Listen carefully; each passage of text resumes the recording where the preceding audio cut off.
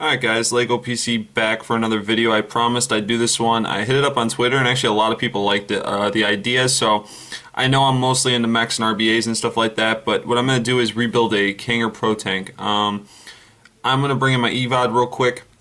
I have an EVOD with a mini protank, which is what my girlfriend uses most of the time. I also have Halo SIGs, stuff like that. This is stuff that I started on a long time ago, G6s. I think this guy...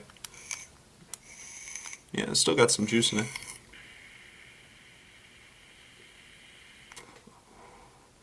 Yeah, the only problem with things like this is if you leave the juice in and don't vape it for a long time, the coils go bad, which is weird. I'm not sure why that is. I'm sure there's a reason to it. But for example, I haven't used this in probably a month, but it's still filled with juice. So you get a throat hit, and this is a 24 milligram menthol. That tells you how long ago I used this. But it produces little vapor.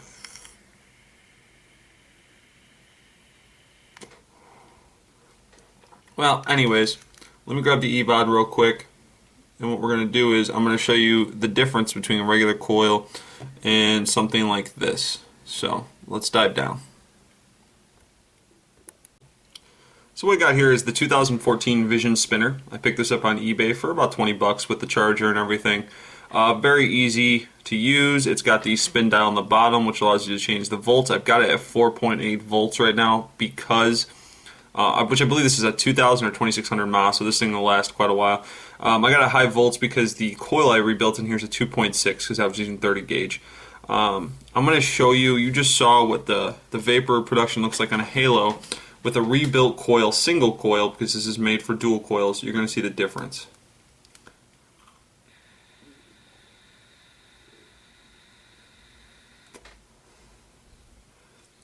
Not bad, okay?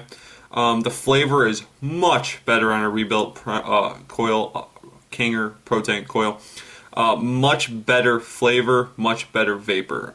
It's really solid, especially on a single coil. I could build dual, but I'm not going to worry about it. This still single coil kicks ass.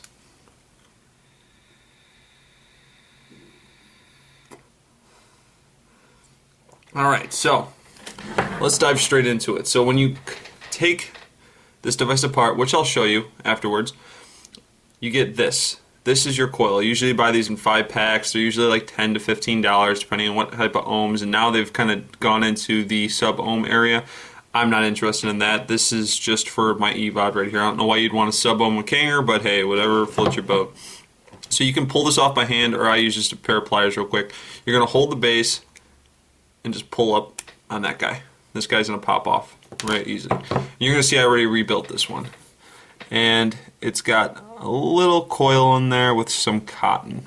The reason I'm going to rebuild this one is because my ohms dropped below 1 using 28 gauge. So we're not going to make that mistake again. We're going to build it with 30 gauge, which is what I recommend, 30 or 32. It is harder to build with 30 or 32, but we're going to do it anyways. So it's real simple. All you're going to do, you know what, we're going to zoom up a little bit here. Okay.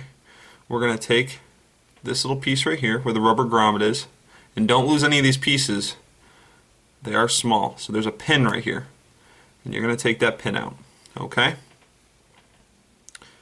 Which is going to expose 2 wires, or when you take the original coil out, it's going to expose 4 because it's dual coil. So there's going to be 2 coming out of the rubber grommet and 2 sitting outside of the rubber grommet, okay?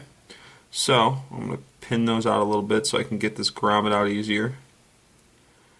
And you're going to take your nails, so hopefully you have nails at the time. I do have some nails on my thumb.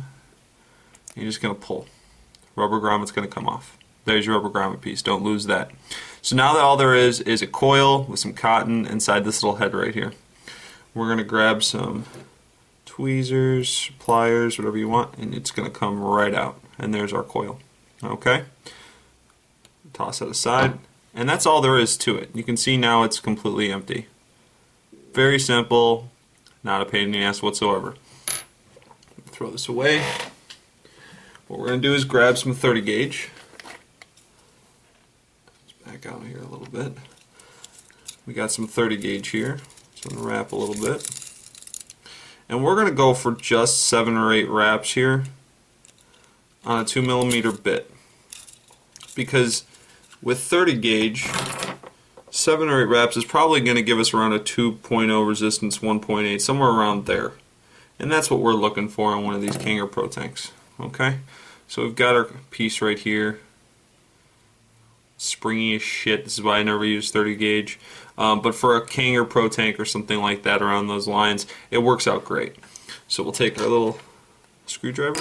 When the hell did I get this long flathead one? Alright, we're going to use this flathead one.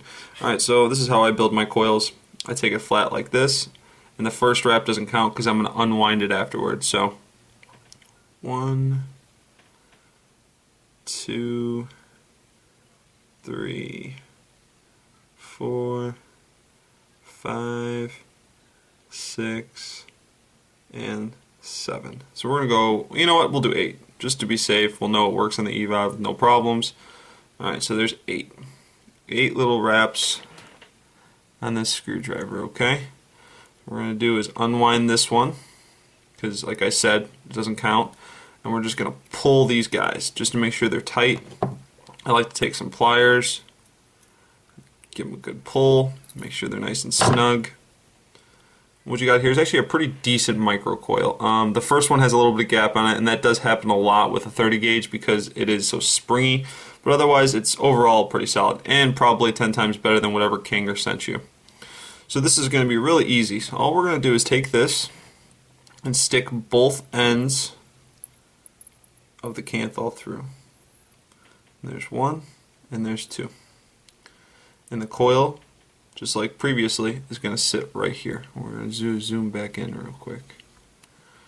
Okay, so the coils are going to sit right there. You're going to see with the 2mm screw that it's not going to fit into these grooves. So what I do is I hold it right here. I'm going to take that off, and I'm going to take a smaller screwdriver, either a 1mm or something equivalent. Put it through so I can hold the coil straight. Okay, and then I can drop it in between those grooves. So I want it about halfway in those grooves, nothing crazy, but I'll hold it usually right about there. Okay, and all you're going to do, this is the little bit harder part, is you're going to want to put one side of this piece outside the grommet and one piece inside, just like you saw when I removed it. So I'm going to bend this piece out, okay, and then I'm going to take my rubber grommet. There's going to be one side that's thicker than the other. You want to use the thin side. And I'm going to take that thin side, and I'm just going to push it through until it hits there, and I'm just going to squeeze it into the cup.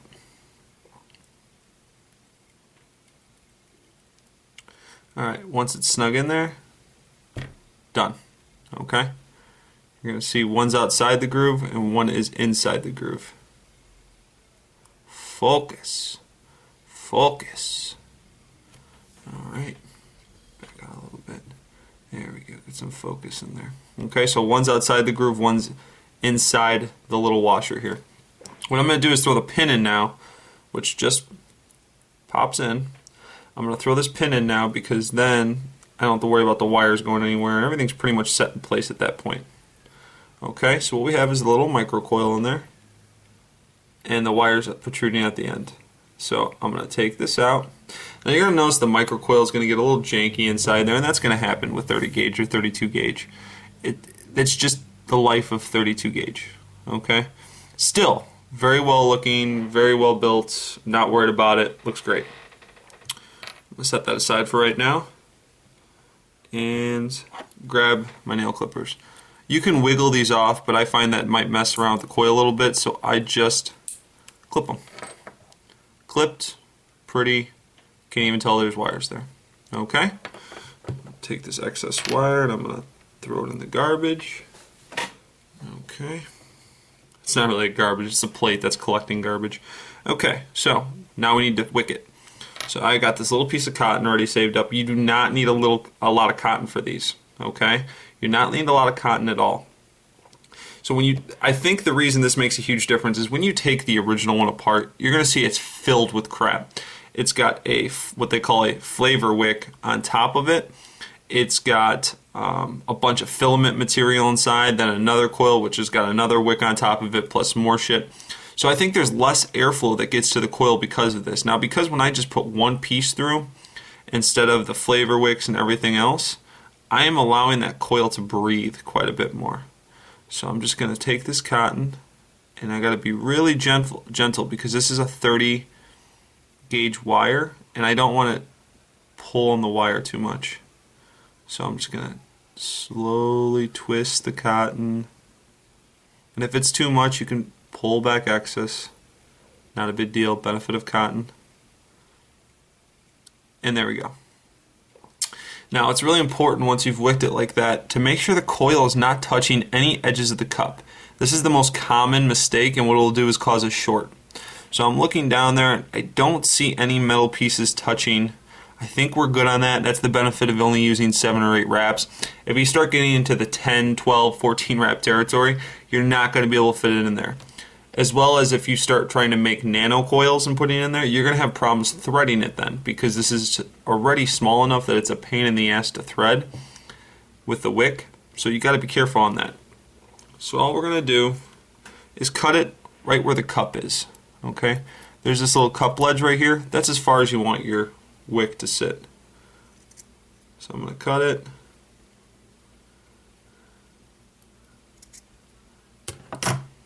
And that looks pretty damn perfect to me. Okay? You just rebuilt a Kanger Pro head.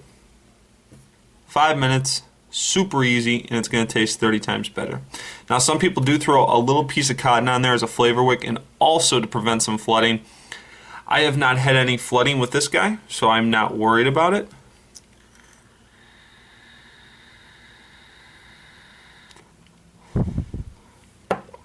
Great vape, honestly. I mean, I'm a dripper and sometimes use tanks, but that vape is really solid. So we'll take this piece, and I'm going to push the plastic back so the metal is exposed here. And then I'm just going to push down. And you'll feel it snap in. If you don't feel it snap in, then you can take it against something solid like this wood table and just push. And then the plastic will go down.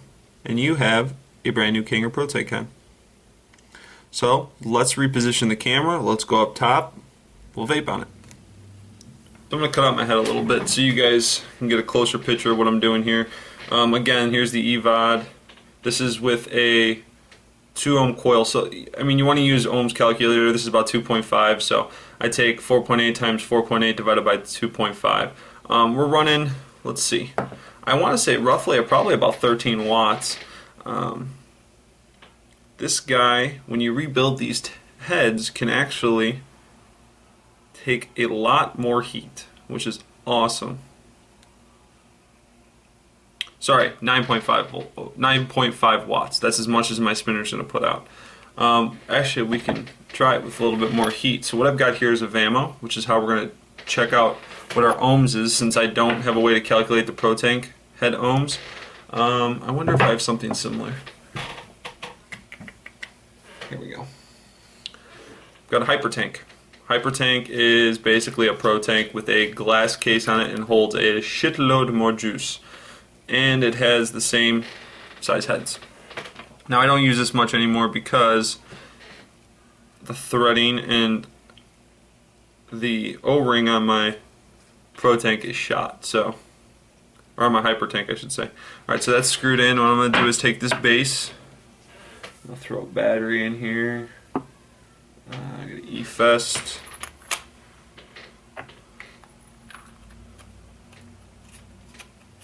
And